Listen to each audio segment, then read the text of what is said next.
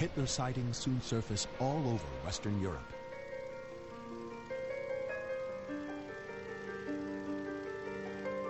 One Nazi pilot tells of spiriting his leader to Denmark. Other reports claim Hitler is disguised as a shepherd in the Alps, or as a dealer in a posh French casino. One of the most disturbing stories comes from Sweden. It says Hitler and his bride, Eva Braun, had 2 children and fled to be with them. The report revives fears of Hitler's spawn, training to lead a Nazi revival. For many, the story is chilling proof that Hitler's urge to destroy will live forever, even if in some other form. He was viewed in the West as being something beyond human, something sheer evil. Was it really possible for him to be dead? Then, in July 1945, the question of Hitler's whereabouts becomes more than rumor. It balloons into a propaganda weapon. When the war's victors meet outside Berlin, Joseph Stalin insists that Hitler is still alive. He suggests the German leader fled to Japan by U-boat, or perhaps to Spain, where Europe's last fascist, Francisco Franco, still rules.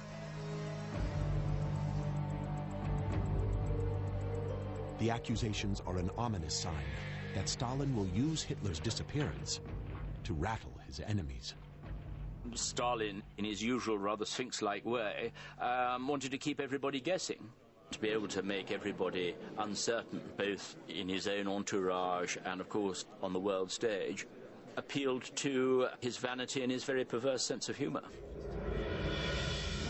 Then, an intriguing clue surfaces that suggests Stalin may be onto something.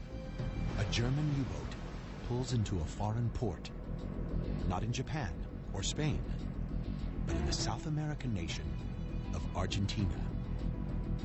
Argentina's Juan Perón is an open admirer of Hitler's regime, and the country is already home to many powerful Nazis. In the coming years, many more will arrive, including the wanted war criminals Adolf Eichmann, the architect of the death camps, and Joseph Mengele, dubbed Auschwitz's Doctor of Death. Was Hitler planning to join his henchmen in Argentina, and with them, Juan Perón? Yet at first, no one suspects Perón of harboring Hitler.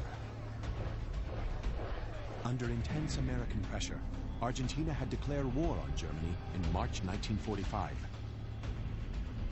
There are also the 7,000 miles separating the two countries, a huge distance for Hitler to travel undetected. But 2 months after the war ends, Argentina and Perón fall under intense scrutiny when a pair of U-boats appears off the coast. The first, U-530, surfaces on July 10th. 5 weeks later, the second arrives. Reports immediately fly that Hitler has harnessed Nazi Germany's stealthiest weapon to make a nearly miraculous getaway. This certainly caused quite a stir. Why would a U-boat come to Argentina after the end of the war unless there was some covert reason for it to do so? The Argentines quickly turned the crews over to the Americans for questioning.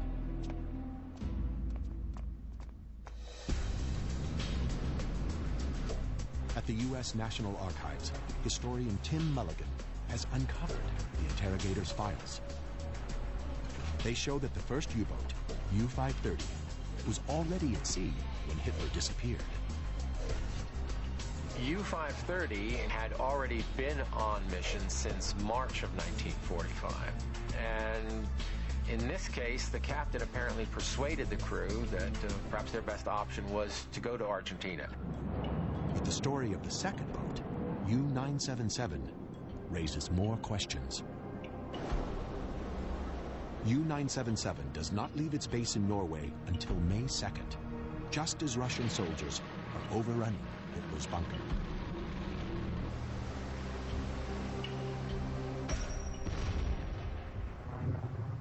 Germany invaded Norway in 1940, and in May 1945, its armies still occupy the country.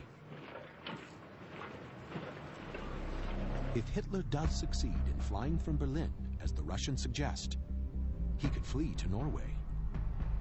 There, he could board U-977 before it sets off on May 2nd, with orders to patrol the North Atlantic. U-977 is not the only U-boat at sea at war's end. When most get news of Germany's capitulation, they surrender. But U-977 does not turn up for another 2.5 months.